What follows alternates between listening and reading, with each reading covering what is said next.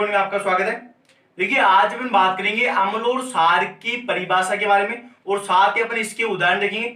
इससे पहले वाले लेक्चर में अपने अम्ल और क्षार की प्रैक्टिकली डेफिनेशन देखी थी और आज अपन देखेंगे कि अम्ल और क्षार की कॉन्सेप्चुअल डेफिनेशन, वो भी 3 सिद्धांतों के आधार पर। हाँ दोस्तों, आज की हमारी क्लास स्पेशल उन बच्चों के लिए है जो अम्ल और क्षार के बारे में डीपली पढ़ना चाहते हैं।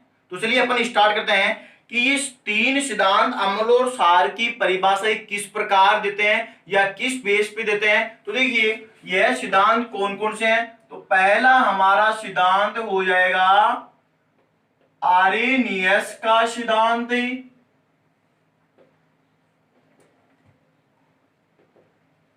दूसरा सिद्धांत जो ब्रोंस्टेड तथा लोरी के द्वारा दिया गया, अतः इसे ब्रोंस्टेड लोरी सिद्धांत भी कहते हैं। और जो हमारा तीसरा सबसे वेरी इंपॉर्टेंट सिद्धांत है, ये हो जाएगा लोइस सिद्धांत। तो इन सिद्धांतों के आधार पर अपने अम्ल और क्षार की डेफिनेशन पढ़ने वाले। तो पहले अपन बात करेंगे कि ओरेनिस के अकॉर्डिंग अम्ल और क्षार की क्या परिभाषा है। तो पहले अपन लिख देंगे ओरेनियस के अकॉर्डिंग अम्ल और क्षार की परिभाषा है। तो देखिए ओरेनियस के अकॉर्डिंग अपन सर्वप्रथम अम्ल की परिभाषाएं देखते हैं। तो यहां पे आप देखिए ओरेनियस सिद्धांत ये बोलता है कि ऐसे यौगिक जो जल में H+ आयन देते हैं ओरेनियस अम्ल कहलाते हैं। यहां पे लिख देंगे कि ऐसे यौगिक जो केवल और केवल,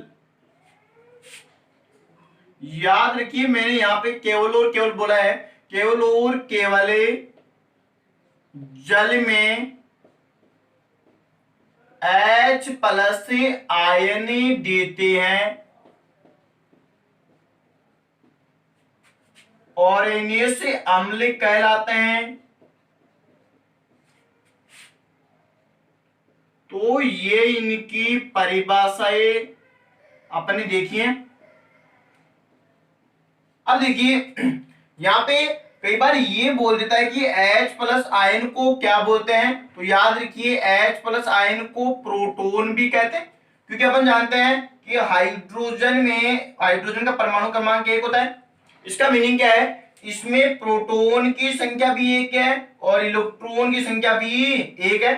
तो यहाँ पे आप देख सकते हैं कि H+ आयन है, इसका मतलब इसने इलेक्ट्रॉन तो त्याग दिया है, तो इसके पास क्या बचा है, इसके पास प्रोटॉन बच गया है। तो यहाँ पे प्रोटॉन बचने के आधार पर इसको क्या बोला गया है, प्रोटॉन भी अपन ने बोल सकते हैं। अब देखिए अपन ने ये तो इसकी थ्योरेटिकली डेफिनेशन देखी है, अब इसका प्रैक्टिकली मीनिंग देखने वाले हैं। तो यहाँ पे आप देख सकते हैं यदि सल्फ्यूरिक अम्ल को अपन जल में घोलते हैं, यह जल हो गए, इसमें घोलेंगे तो ये प्रोटॉन त्यागेगा और प्रोटॉन त्यागने के साथ ही सल्फेट आयन एक्वस फॉर्म में प्रेजेंट होते हैं।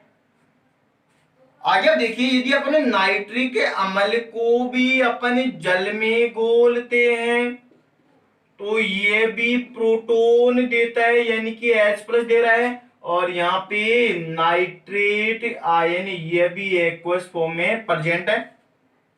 तो इसका मीनिंग क्या है कि अपन जैसे सल्फ्यूरिक अम्ल को जल में घोला, और हमने बोला है केवल और केवल जल में देते हैं, जल में घोला तो यहाँ पे क्या दे रहे हैं, H+ आयन दे रहे हैं। इसी तरह ही नाइट्रिक अम्ल को जल में घोलते हैं तो ये भी H+ आयन देते हैं। तो ये एक्वस फॉर्म यानी कि जलीय अवस्था में उपस्थित है, और इसको अपन क्या बोलेंगे, आरेनियस अम्ल कहते हैं।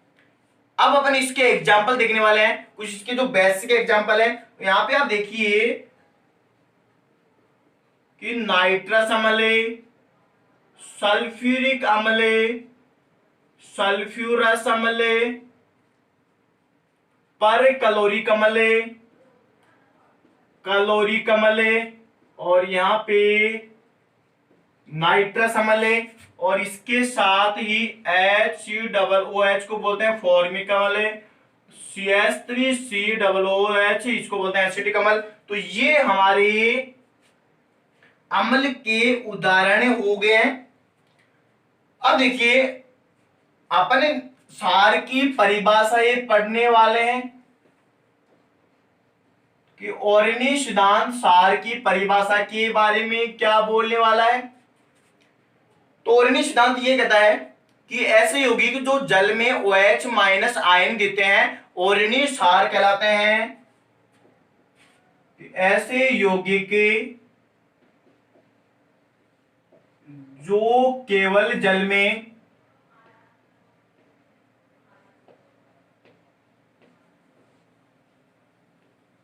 OH माइनस आयन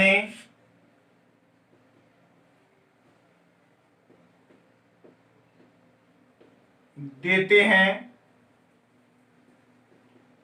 यहां पे अपन ने आरएनएस सार इसको बोलेंगे। कई बार बच्चे बोलते हैं सार, लेकिन अपन किसकी बात करें, आरएनएस की बात करें तो क्या बोलेंगे, आरएनएस सार कहते हैं। ये इसकी परिभाषा होगी।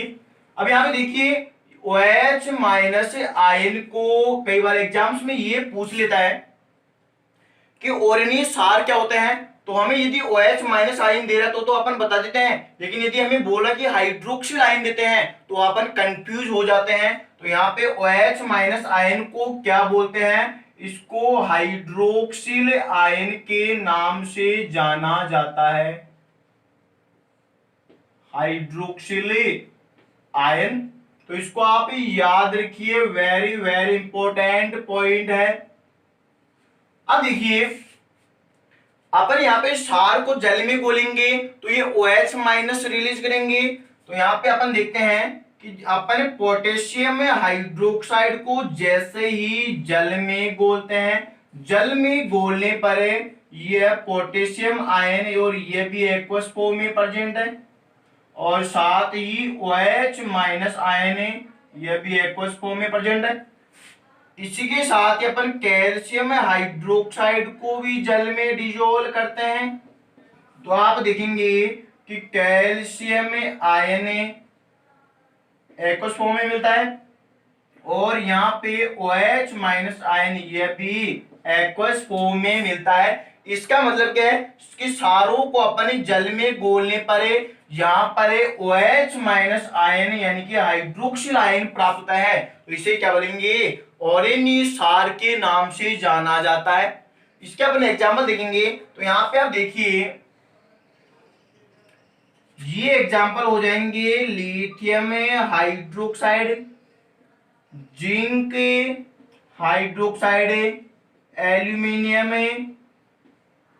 हाइड्रोक्साइड, और यहां पर cupric hydroxide, ferric hydroxide, potassium hydroxide, sodium hydroxide, और अपन सीजियम हाइड्रोक्साइड, कैल्शियम हाइड्रोक्साइड और मैग्नीशियम हाइड्रोक्साइड। ये कुछ मैंने सारों के उदाहरण लिखे हैं। और आपको बता देते हैं यदि आपको ये पूछा जाए कि स्ट्रोंग बेस कौन से होते हैं तो आप बता देना कि आवर्त सारणी में सार धातुओं तथा सारी मृदा धातुओं के जो हाइड्रोक्साइड है वो क्या होता है, स्ट्रोंग बेस होते हैं। ये तो अपन ही देखा है। तो ये तो क्या है, हमारा कॉमन पोर्शन था। अब अपन देखने वाले हैं कि एग्जाम में कौन से इंपॉर्टेंट जो क्वेश्चंस हैं वो अम्ल और सार की ऑर्गेनिक डेफिनेशन के अकॉर्डिंग पूछे जाते हैं। तो उसके बारे में अपन डिस्कशन करेंगे। तो यहां पे देखिए, इनको आप पोज करके उतार लीजिए।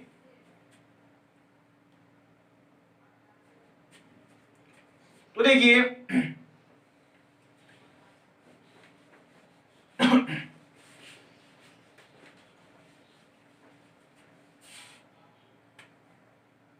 यहां पे हमारे सबसे इंपॉर्टेंट पॉइंट नोट में हो जाएगा, इसको आप स्टार लगाना। पहला पॉइंट हमारा ये है कि ये जो ओरिनी सिद्धांत ये H प्लस यदि दाता है, H प्लस दाता वो क्या होता है, ऑरेनियस अम्ल कहलाता है और OH माइनस दाता ये कहलाएगा ऑरेनियस सार। इसका मीनिंग ये हो गया कि ओरिनी सिद्धांत H प्लस आयन तथा OH माइनस आयन पर आधारित है। तो ये किस पर आधारित हो गया? H plus ion and OH minus ion पर आधारित है। वेरी वेरी इंपॉर्टेंट क्वेश्चन है, कई बार पूछ लेता है कि कौन सा सिद्धांत किस बेसिस पे है। आगे चल के अपन देखेंगे जो ब्रोस्टेड हमारा लोरी सिद्धांत है ये है प्रोटॉन पर आधारित है और लुईस का सिद्धांत है ये लोन पेयर पर आधारित है। तो ये किस पे है? H प्लस आयन और OH माइनस आयन पर आधारित है। अब देखिए पहला नोट हमारे ये हो गया। दूसरे नोट के बारे में अपन बात करेंगे। तो जल के बारे में तीनों सिद्धांत अलग अलग डेफिनेशन देते हैं या अलग अलग इसकी नेचर बताते हैं।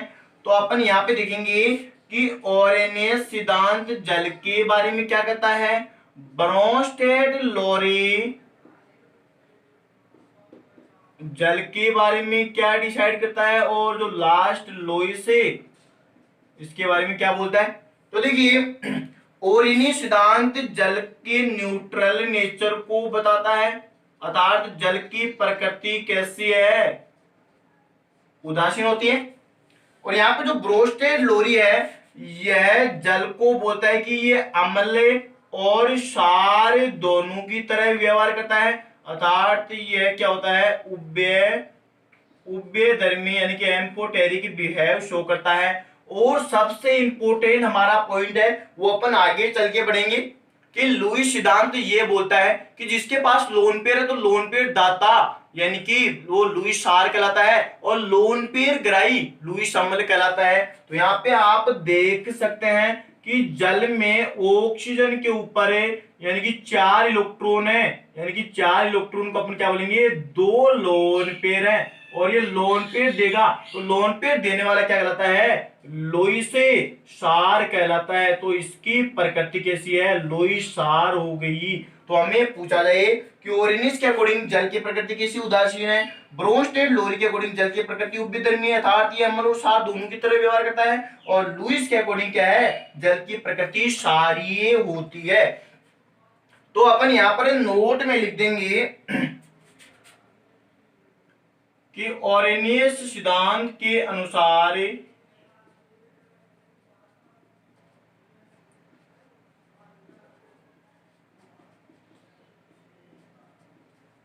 जल उदासीन प्रकृति का होता है, ये हमें याद रखना है।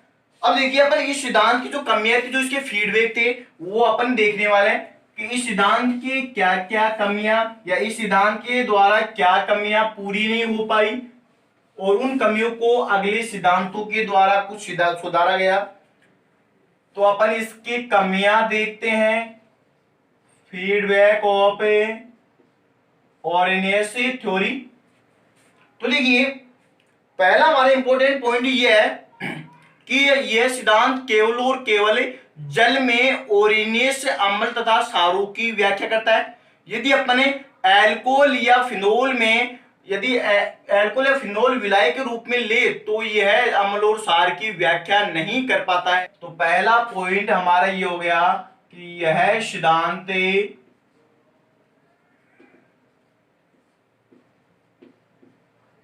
अम्ल तथा सार की व्याख्या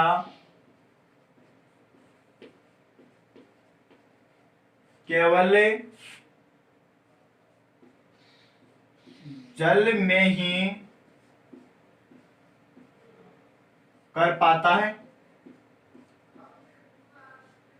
और दूसरा पॉइंट यह है कि इस सिद्धांत के अनुसार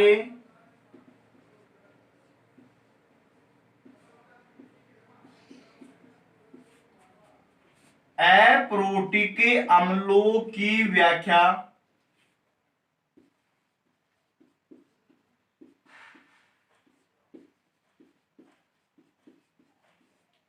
अप्रोटिक अम्लों की व्याख्या नहीं होती है।